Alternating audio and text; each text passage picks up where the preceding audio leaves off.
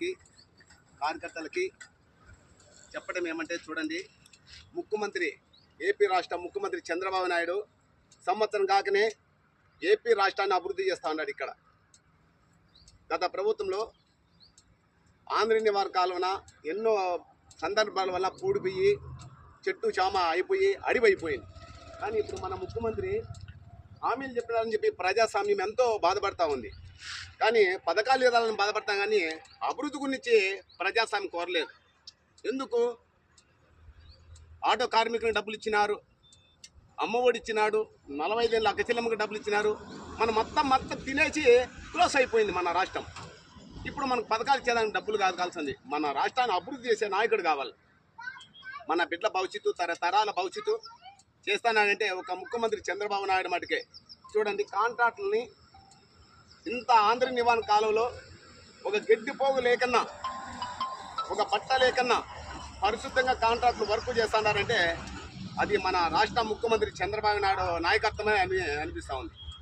కొత్త ఉద్యోగస్తుడు, కొత్త కార్మికుడు, ఆయన పార్టీలో సందర్భాలు బట్టి ఎమ్మెల్యే కానించి, ఎంపీ కానించి, మినిస్టర్ వంటి హోమ్ మినిస్టర్ కానించి, కాంట్రాక్ట్ వర్కులు కానించి ఆయన మాట మీద, ఆయన పరిపాలనలో మాట తీరు పైన ఉంటారు.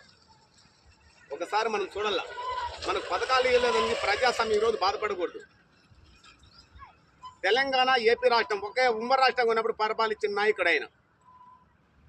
తెలంగాణ మాజీ ముఖ్యమంత్రి గారు కేసీఆర్ గారు అన్నాడు, ఆ గట్టునుంటావా నాగన్నా, ఈ గట్టునుంటావా నాగన్నాడు. ఇప్పుడు కేసీఆర్ బతుకు ఏమైపోయింది?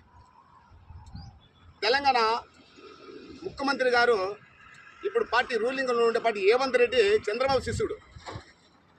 కానీ ఆయన కాంగ్రెస్ పార్టీ అయినా, వాళ్ళ గురువు చంద్రబాబు నాయుడు ముఖ్యమంత్రి తెలుగుదేశం పార్టీ అయినా, తన గురువును మరచకన్నా ప్రభుత్వాలు వేరైనా,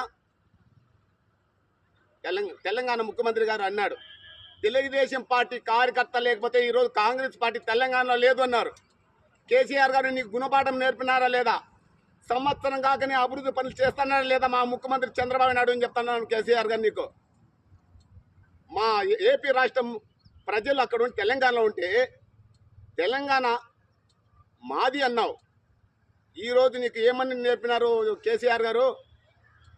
మా రాష్ట్ర ముఖ్యమంత్రిని, 17 లోక్సభ ప్రధానమంత్రి ఉండే చంద్రబాబు నాయుడిని ఎవరు హింసించినా వాళ్ళకి పడే గతి చాలా కష్టంగా ఉంటుంది. మేము చెప్పకూడదు, ఎందుకంటే ఇది రామరాజ్యం పరిపాలన. అంటే ఒక నందమూరి తారక రామారావు గారు, ఆయన కుల మతాలు లేవు, భేదాలు లేవు, ఆయన పార్టీకి